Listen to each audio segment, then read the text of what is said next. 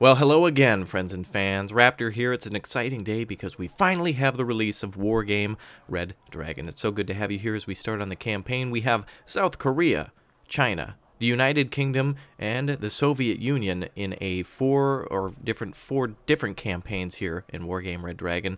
You have South Korea, the Busan Pocket, 1987. You have China, Bear vs. Dragon in 1979. You can command the United Kingdom in the Pearl of the Orient in 84, and as the Soviet Union in Climb Mount Narodnaya, or something along those lines in 1984.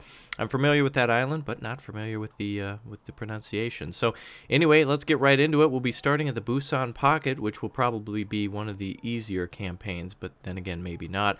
Currently, there will be 5 campaigns towards the end, towards a DLC where North Korea may be the final or new additional faction you'll be able to play as. There's also tutorials, and we'll go through that another time, but for now, let's get started with the Busan Pocket. Alright, so difficulty is easy. Year is 1987. The players are the USA, the Soviet Union, South Korea, and Japan. 1987. When South Korea's military regime, shaken by nationwide democratic demonstrations, redeploys most of its military forces in the streets to crack down on the protest movement, North Korea sees this as the perfect opportunity to launch its long-awaited reunification campaign. Interesting. There should be cutscenes here as well, so I'll be quiet during those. And you guys, if you enjoy this, please don't forget to like, comment, and subscribe, and tell a friend. Here we go.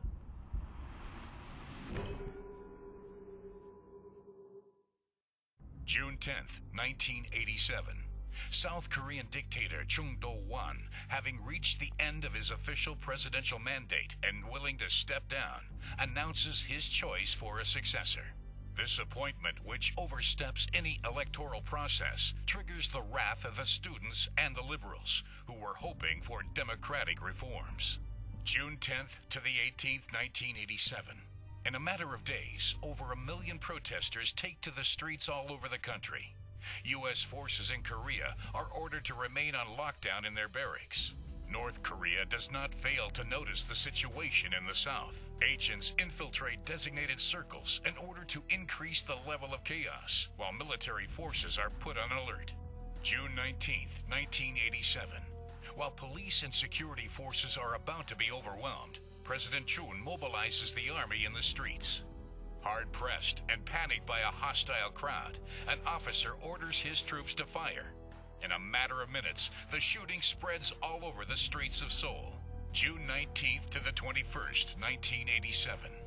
The crackdown is brutal, resulting in over 1,000 casualties and many more arrests. June 21st, 1987. With U.S. troops still confined to their barracks and the ROK army deployed in the streets, North Korean leader Kim Il-sung decides the time has come for Korea's reunification. June 22nd, 1987. When the North Korean artillery barrage rolls over the DMZ at dawn, U.S. and ROK units, disorganized by the civil unrest, are taken by complete surprise. June 22nd to the 27th, 1987. Within a few hours, the first lines of defense are overwhelmed. Within a few days, the battered U.S. and ROK units are pushed back to a last perimeter around the vital harbor of Busan. Wow, very intense here. Major, I am sorry, but I cannot get through to General Headquarters. All communications with the front are cut off. Oh, interesting.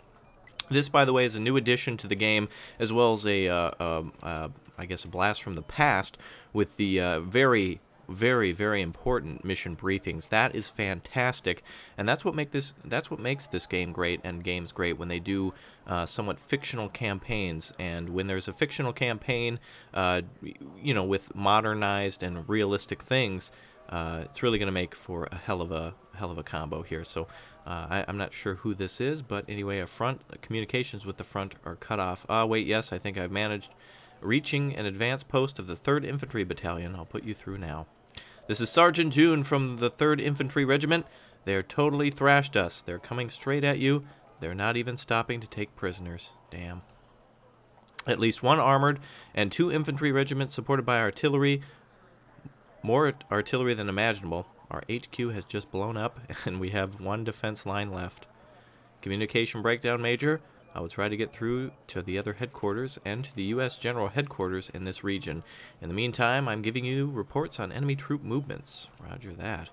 Alright, so anyway, apologies for my reading. There's so much going on. This is the first time starting it up. So we have a map of North Korea and South Korea. So what we have here is a complete takeover of South Korea, excluding what's called the Busan Pocket. Hold at all costs, 15 points here. We've got quite a bit to learn, but I think I can feel it out. We have the Busan Pocket campaign in the corner. We have maps of all the surrounding area and islands around here. Some sort of a neutral zone here, just on the western shore of South Korea. Okay. So we can make our turn. We need to control. We need to take back Seoul. We need to take back Shiron and Sokcho. Looks like Wosan and Pyongyang are going to be heavily reinforced here in a minute, as these troops, I'm assuming, will come down from the north. There are important areas we can take, including the airport and port, which will enable us to carry out repairs and embark on specific units on boats.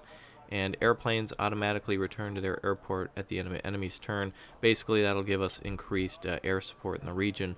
Units can use airports for repairs and some more specific units. So we have a sea route here, Naval Sector Charlie. Not exactly sure what's coming next. We have to show our map, left click to choose a strategic sector. So we can actually take a look at what this map will look like if we go to battle here.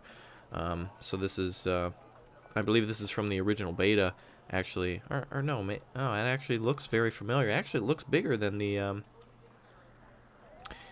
this actually looks like, this upper left corner looks like the, another D-Day in Paradise, but maybe I'm mistaken, but it could be a bigger map of that. So there you go, show map. It shows you what each one of them will look like. So looks like we may have to defend for a few rounds. I don't think we can actually make any movements. So as that commander, or that one of that whoever his name was, told us, they're coming for us. So we can click on each sector to see what exactly we have in reserve. We have the 7th Engineers Battalion, the 25th Infantry Regiment, we have the 2nd Armored, etc., etc. So they're going to have to break through these 3 sectors, or one of these 3 sectors, in order to get to Busan. So let's go ahead and do that now. There's nothing we can do, so we'll end our turn and wait for the computer to make its moves, and there it goes, trying to crush us completely. The first battle taking place at Daegu. We can auto-resolve if we don't want to play. We can avoid the battle completely. We may avoid the fight and withdraw to an adjacent friendly sector, or we can launch battle. Of course, there's absolutely no way that we can allow the North Koreans to take these areas, so it's up to us to fight them to the death. So we will launch the battle. It's the 7th Engineers Battalion and the 25th Infantry Regiment versus the 8th Strike Squad, which is an aircraft squad, a 27th Fire Support COV, what is that, or COI, convoy maybe, and 52nd Infantry Regiment. Forgive me, I'm not so familiar with military terms and that, but anyway, you'll have the first mission here in the first campaign of Wargame Red Dragon. I hope you're extremely excited. I am. I definitely am. Wow, all these maps are starting to look familiar. This one definitely does. Oh, yes, that's why it looks familiar. Okay, so we have 10,000 points to spend. Raptor versus the computer. What? I thought we were against the North Koreans. Now it thinks they're a computer? Oh boy, we're in for a tough one. So, important things to note in the campaign. If you don't put a command vehicle in any of these sectors, you won't command them anymore. So we have to make sure we absolutely, positively do that. I got some early reports from the front, too, as well. Bombish, our flawless Bombish, who told me that the North Koreans like to use recon helicopters a lot. So it's going to be very important for us to hold on to all of these sectors, because one, we're getting our reinforcements from here and here, not to mention these give us 2 extra points, and also we need every reinforcement zone we can get, and Bravo is going, well, we're going to have to fight like hell to hold that. I'll put some infantry here in these buildings, and basically the North Koreans are going to attack from Jeochang to Bravo and try to roll through to Busan, so they may try to go around us, but basically we will need to, and we can adjust the speed as well, that's interesting. We'll need to take them on and eliminate them all to counterattack if possible in the future. We do have a lot of South Korean rookies that we'll use for defense, so we'll put a group of them here just outside. And the RCLs are very fantastic. However, they're all rookie. These are going to be great to bust up the enemy vehicles and really slow them down. We're going to put some of them here and here, and then we'll put air defenses in each one of these zones as well. So we should have each one of these bridges being covered, as well as, oh, looks like we're very light on the AA, but we'll keep it all up in the front. It's probably not very smart of me to put it all up in the front, but Bravo is going to be very critical. We'll put a lot of reserves in the rear now, and we'll do that. So, tell me about the campaign. What have you played so far? What do you think of the game so far? Have you just picked it up? Is this your first war game, Red Dragon? Well, of course it is, but is this your first war game in general? Let me know down below in the comments, and go ahead and give some helpful hints and tips and tricks for everyone else as well. And of course, I'm sure there'll be plenty of criticism on the way I play, but this is my first blind playthrough with many changes to the game since the beginning. So, you know, I guess that's to be expected, that there's going to be some real big improvements that need to be made on my play style and also in the game in general. They'll definitely make mention of that. So unfortunately we don't have a FOB, but we do have cargo trucks, and we have points we can spend on the K-136s, which are going to be just you know what, actually I don't want to do that, because you know what, this area over here needs a lot more defense. I'm thinking all of these areas in general are going to need more defense than I'm giving them.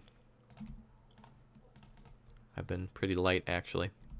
And I have to think of this as not being a regular game of Wargame Red Dragon. No, no. This is the North Koreans' invasion of South Korea. Alright, so with that set, we will launch the battle, and we will see what the North Koreans have to send at us. We'll go ahead and put everything on deploy, and we'll get these troops into buildings especially. And we're losing a sector for a moment. Oh, didn't mean to command him over there.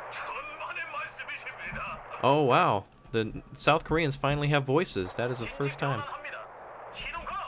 That is the first time I'm hearing them. Taeguki. That's a movie. Alright, that's all I know. So that's really interesting to hear. Love hearing their voices. Alright. They're a little loud though, I'd say. But anyway, let's get these RCLs on station.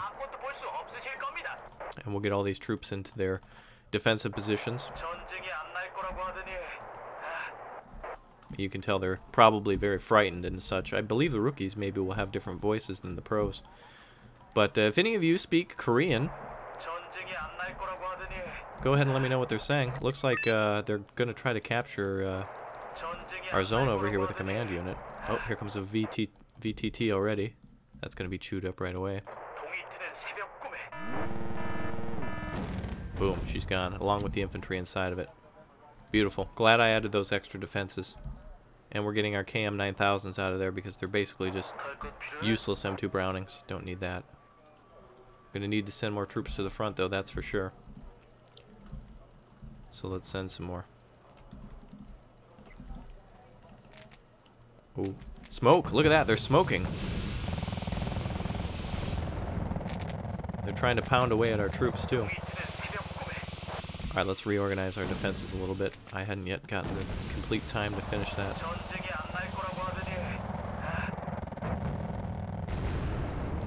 Let's put some RCL troops over here.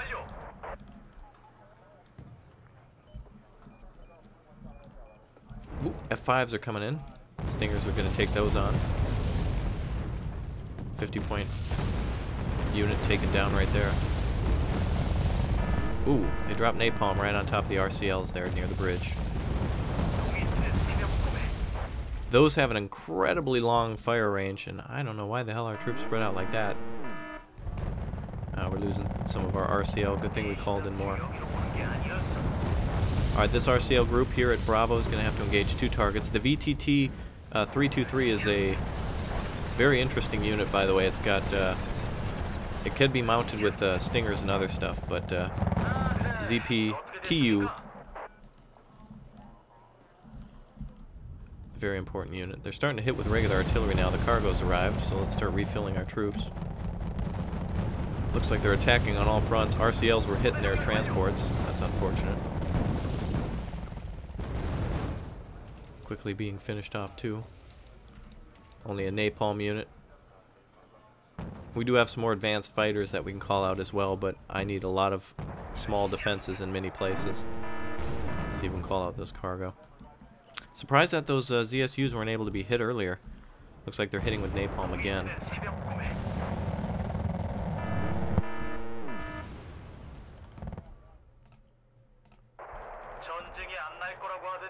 Alright, they've weakened our defenses, clearly. We're going to call out the rest of our defenses to the middle. And some more of our RCLs will hide over here. At least they won't get through there if we're that thickly defended.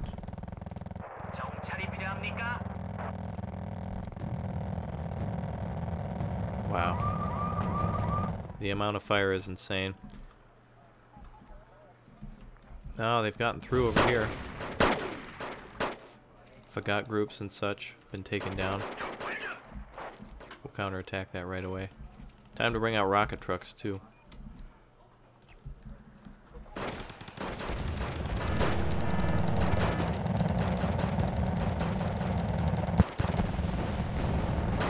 Saw that coming there, Kim Jong-il. I know it's Kim Il-sung.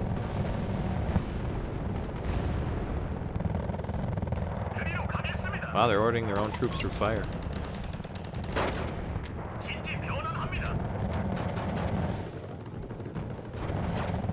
I think our supply trucks were taken out too.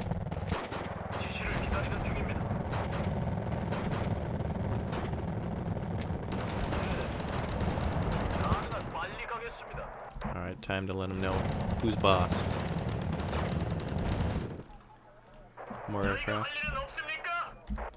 Alright, start firing, boys.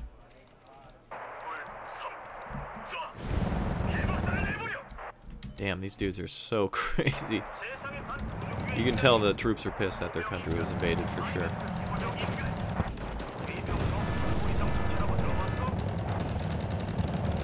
Alright, the rockets should blast away anything crossing those bridges.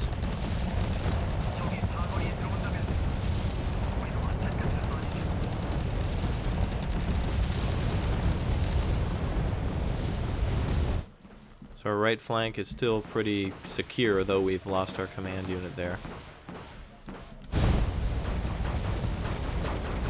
And a lot of these units you see have been stunned, which gives us extra time to take them down.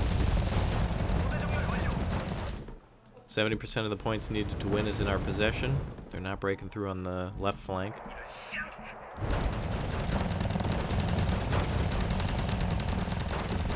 Oh yeah, we gotta get those transports out of there. Stingers are up again. Nice. Very good, they totally avoided the Yebi gun troops. Unfortunately, our rockets are out. We can call out some more, though. We'll call out a total of 2 here. As well as some more supplies.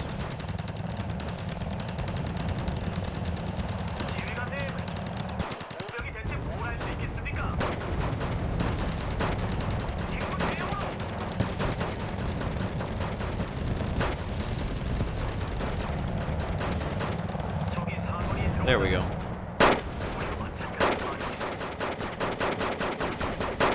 Damn. Ghetto gun battle there, baby. Alright, so Bravo is pretty well secured now. They're basically blocking themselves at the bridges trying to fight through these troops. Yeong Diok over here is pretty secure as well. And no real hits on the left side yet. They were pretty well blocked there. Alright, looks like they're going to try to cross the bridge, so let's finish that off.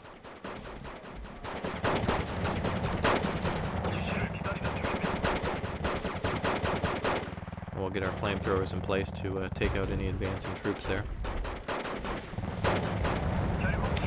We'll have our regular infantry push up so they can finish off those transports. They're each 15 points, which will give us quite a bit of a boost. Rockets are hitting nicely. Really good hits there. Just all over to stun them. We don't want them to move. M202 flashes are getting ready to fire. These don't just have flamethrowers, they've got like napalm launchers. morale is high on our computer player, or on our player rather. And now we'll bring in the final push since we've got 90 points needed to win. Oh, I see. They can only take 19 points more in losses. So that's going to be definitely one of those. Or an aircraft. They're done. That's it.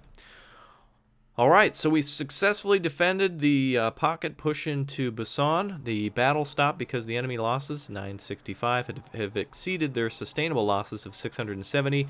Our forces got a minor victory because our enemy's destruction points are below 90% of our sustainable losses of 654. As a consequence, our forces are getting a gain of morale as a minor victory, enemy forces getting a loss of 1 battle.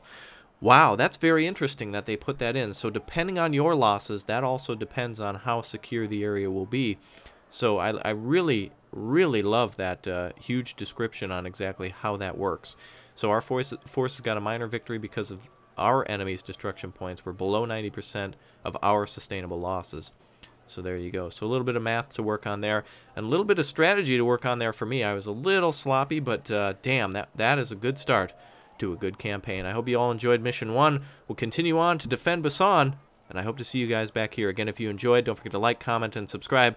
Tell a friend, and I'll see you next time. Bye.